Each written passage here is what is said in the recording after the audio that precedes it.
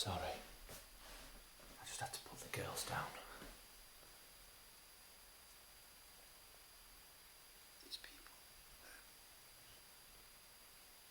My parents. Adopted. My parents. My dad passed away a few years ago and Mum still lives in the house we grew up in. you were with them your whole life. From the start.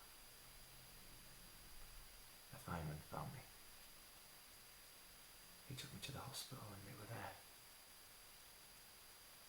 They say it was like it was meant to be, but I know it was just a lucky break. The fire station. Odd thing to have done. I should get going. It was kind of you to be kind to me. The girls enjoyed meeting you. Well, maybe we can have you around again or something. I don't think that's necessary. There's no pressure. It's just that I'm dying, is all.